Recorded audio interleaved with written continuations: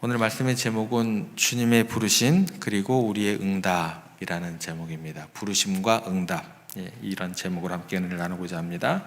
오늘 저희가 읽은 말씀에 보면 이제 3절에 보면 주가 쓰시겠다 하라 그리하면 즉시 이리로 보내리라 하시니 이렇게 말씀하고 있습니다.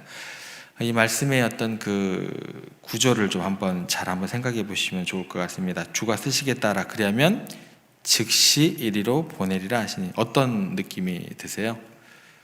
주가 쓰시겠다라는 이제 말이 앞에 나오는데 이 말씀만으로 나귀를 보낼 것이라는 예수님의 그 뭐라 그럴까요? 확정된 그런 기대감, 확신, 그런 것들이 좀 느껴지시나요? 지금 예수님께서 직백하시는 게 아니에요. 제자들 둘을 보내시는 겁니다. 그런데 그 제자들 둘을 보내도 그 나귀 주인이 주가 쓰시겠다 하라라고 하면 보낼 것이다 라는 그런 기대감, 확신, 예수님에게 그런 것이 느껴지시는가 한번 생각해 보시기 바랍니다. 예수님께서 나귀 주인을 굉장히 신뢰하고 있는 상태에서 이 명령을 내리시는 것을 알 수 있다는 것입니다. 여러분, 누군가에게 이렇게 부탁하는 것이 쉬운 일이 아닙니다. 누군가에게 내가 어떤 일을 부탁할 일이 생기게 되면 아무나 찾아가지 않아요. 그죠? 아무나 보내지도 않고요. 내가 직접 가는 경우가 많고요. 그죠? 뭔가 부탁할 일이 생기면 뭔가 내 스스로 먼저 마음을 단단히 먹기 시작해요. 그죠? 다른 사람 이야기가 끊기 전에 저부터 컨트롤해야 돼요. 그리고 이 부탁의 수위도 조절해야 돼요. 이 정도 부탁이면 들어주겠지. 부탁의 수위도 조절을 하게 되고, 그리고 이제 쭉 내가 알고 있는 사람들을 이제 떠올려 보겠죠. 이 사람이면 들어줄까? 이 친구면은, 저 사람이면, 그리고 난 다음에 믿음이 가는 사람, 또 의지할 만한 사람에게 찾아가서 부탁을 하지, 아무에게나 가서 부탁을 하지 않습니다. 아무에게나 부탁했다가는 창피만 당하고 돌아올 확률이 굉장히 높습니다. 그런데 지금 이 말씀을 보면 예수님께서 그냥 주가 쓰시겠다 하면 즉시로 보낼 거야 라는 것에 대한 그 사람에 대한 믿음이 있다라는 것입니다.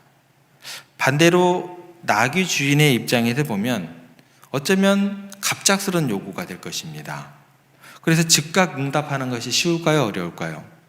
이거 쉽지 않아요. 여기도. 나귀는 더군다나 뭐예요? 단순한 어떤 짐승이 아니죠. 오늘로 얘기하면은 생업을 종사하시는 분들 같은 경우는 어떤 차가 되지 않을까요? 생업의 필수적인 자산입니다. 그런데 낯선 사람들이 와가지고 그 나귀를 요청했을 때 거부하는 일은 너무나 당연한 일반적인 어떤 모습이 될 것이다라는 것입니다. 그런데도 불구하고 나귀 주인은 요청을 거부하거나 계산하지 않고 순순히 나귀를 내어줬다, 이것입니다. 이는 예수님께서 나귀 주인을 신뢰하듯이 나귀 주인 또한 예수님의 요청에 대해서 신뢰로 반응했기 때문에 가능한 겁니다. 어느 한쪽만 그 사람에 대해서 신뢰했다고 한다면 그거는 이루어질 수 없는 일이 되는 것입니다. 부탁은요, 그래서 관계의 깊이를 그대로 드러내는 거예요. 예수님과 나귀 주인 사이에 나타난 이 아주 중요한 요소, 그것은 뭐냐면 그러면 상호 믿음이 있었다라는 거예요. 내가 갖고 있는 이 나귀를 드려도 주님께서 가장 귀하게 쓰실 것이고 내 인생 가운데 예비하심이 있을 것이고 복을 주시려고 이걸 요청하실 거야. 그분에 대한 믿음이 있어야 이게 가능합니다. 예수님 역시 누구를 믿어야 돼요? 나귀 주인을 믿어야 됩니다. 그가 요청을 거절하지 않을 것을 아셨기 때문에 제자들에게 당당하게 이야기를 해요. 주가 쓰시겠다 하라. 설명이 필요 없어요. 다른 설명이. 라고 명령을 하셨습니다. 그래서 믿음이라는 것은요, 우리들이 생각하기 일방적인 것으로 생각을 하는데 그 일방적인 것이 아니에요. 하나님과 인간 사이에 뭐예요? 깊은 상호 신뢰가 바탕이 되어야지 그 믿음이라는 것이 쌓이게 되고 믿음의 열매가 맺어지게 되는 것입니다. 그래서 명령과 순종이라는 이 사이에는요, 상호 간에 특별한 믿음이 없으면 불가능합니다. 그리고 여기에서 우리가 한 가지 주목할 것은 뭐냐면 예수님께서 그에게, 나귀 주인에게 나귀를 요청하셨을 때 나귀 주인이요, 이유를 달지 않아요. 이유를 묻지 않아요. 왜 그러시는데? 이유를 묻지 않아요. 묻지 않았다는 것은 뭐냐면 이 헌신이요, 순간적이고 갑자기 들었을 때 즉흥적이고 갑작스러운 결단으로 이루어진 게 아니라는 거예요. 이 삶 자체가요, 이 사람의 삶의 자체가 이미 순종이라는 것, 경청이라는 것, 헌신이라는 태도로 채워져 있을 때 이게 가능합니다. 여러분 어디 가세요? 우리가 가장 흔히 봤던 모습이 뭐냐면 어디 부흥회를 가요. 자, 지금부터 결단합시다 라는 거 굉장히 많이 하시죠. 좋아요. 근데 이게 온전한 순종과 헌신의 모습이 아니다라는 거예요. 바른 신앙의 모습이 아니다라는 거예요. 잘 생각하셔야 돼요. 이 사람의 삶은요, 이미 순종과 헌신의 태도로 채워져 있기 때문에 가능하다라는 거예요. 나귀 주인은 이미 일상이 뭐예요?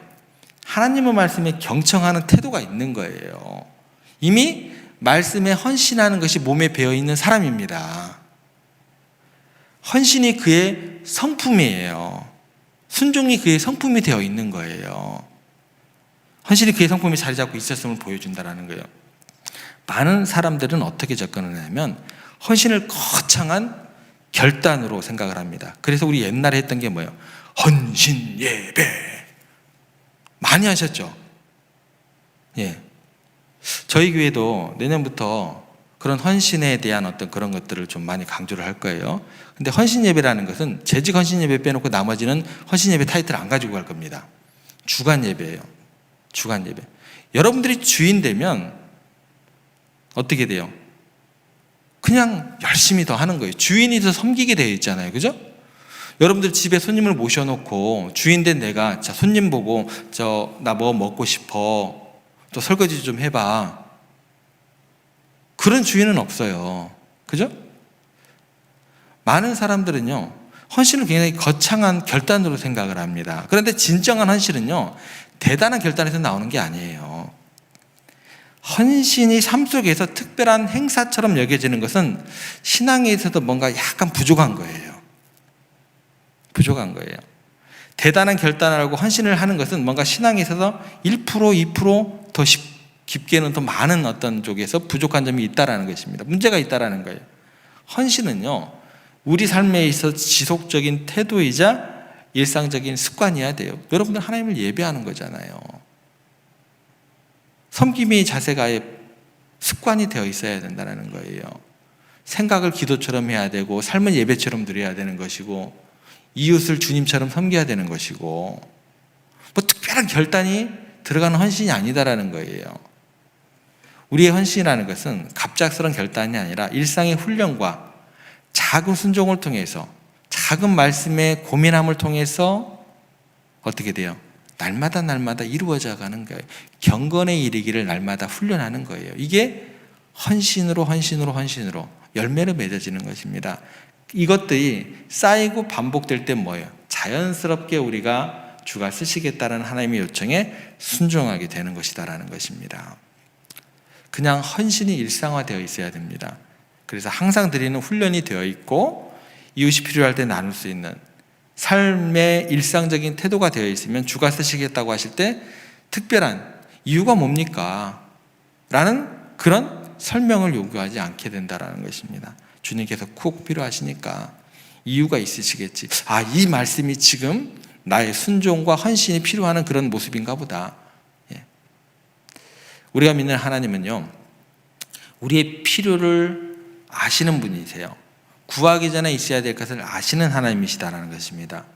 그런데 필요한 것을 아시는 하나님께서 동시에 우리가 가지고 있는 것이 무엇인지도 무엇을 드릴 수 있는지도 이미 알고 계시는 하나님이세요. 여기까지 생각을 하셔야 돼요. 중요한 신앙의 원리가 여기서 이제 나오게 됩니다. 주님께서 우리의 필요를 아시는 분뿐만 아니라 우리가 무엇을 드려야 할지를 아시는 분이다. 이 두 가지가 균형을 맞추셔야 돼요. 많은 경우 우리가 어떻게 접근을 하냐면 내가 필요한 것을 하나님께서 아신다 하면서 늘 우리가 뭐예요? 요청하는 것에 익숙해집니다. 하나님께서 나에게 주실 것에만 머무르는 신앙생활을 하기가 쉽다라는 거예요. 그런데요, 신앙은요, 그 단계를 뛰어넘으셔야 돼요. 신앙이 성숙해지면 반대로 하나님이 나에게 요구하실 것을 생각하게 됩니다.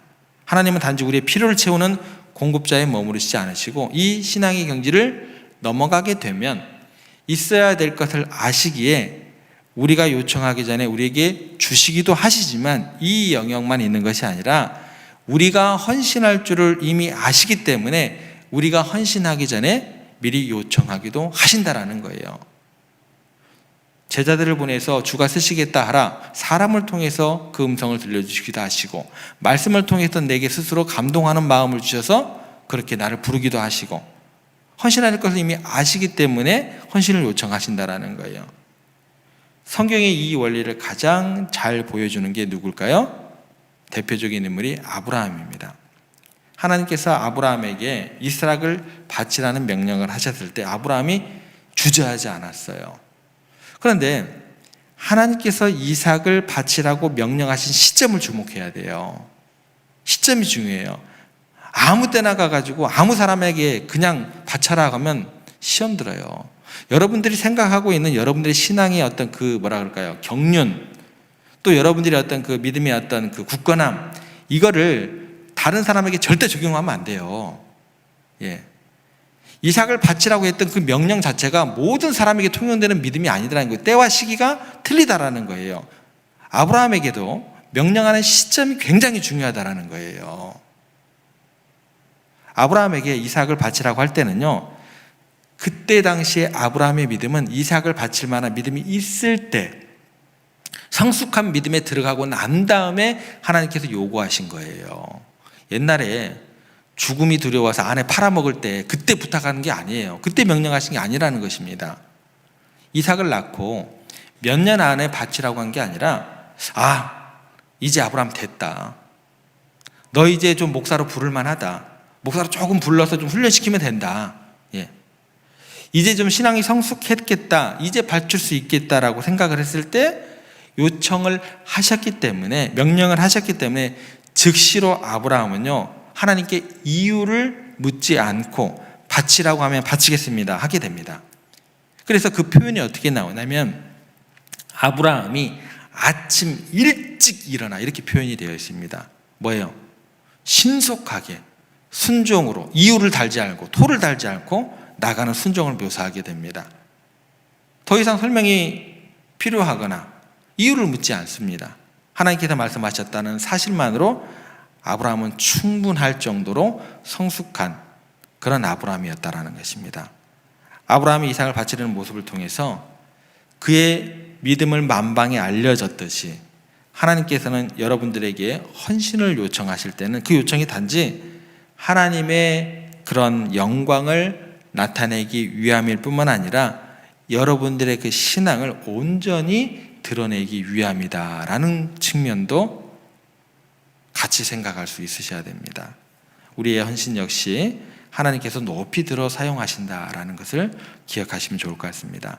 오늘 우리가 두 가지 영역에서 함께 생각을 해봤습니다. 첫째는 뭐냐면 하나님께서는 뭐죠? 우리의 필요를 아시는 분이십니다. 우리가 구하기 전에 있어야 할 것을 아시고 그분의 때에 맞게 채우시는 신실하신 하나님입니다 라는 게 첫 번째 부분이었고, 두 번째는 뭐죠? 하나님은 우리의 헌신도 아시는 분이시다라는 것입니다. 그분은 우리의 성품과 우리의 신앙의 성숙도를 아시고 우리가 감당할 수 있는 범위 내에서 우리에게 헌신을 요청하시는 하나님이다. 그리고 그 요청은요 우리에게 단순히 희생을 강요하는 것이 아니라 우리의 헌신을 통해서 먼저는 하나님께 영광을 돌리게 하게 하는 그 측면이 있고, 다른 하나는 우리의 민심을 더욱더 믿음을 온전하게 세우기 위한 하나의 도구가 된다라는 것입니다.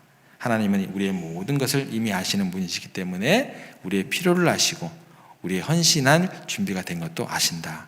그리고 하나님께서는 우리의 작은 헌신조차도 하나님께서 그런 위대한 계획 가운데 아름답게 사용하시는 우리 주님이신 것을 믿으시길 바랍니다. 그러므로 그 하나님의 요청 앞에서 아니요 라는 그런 대답 대신에 아멘으로 그렇게 믿음으로 응답하시는 여러분들의 삶이 되시기를, 오늘 하루에 여러분들의 일상이 되시기를 주 주님의 이름으로 부탁을 드립니다.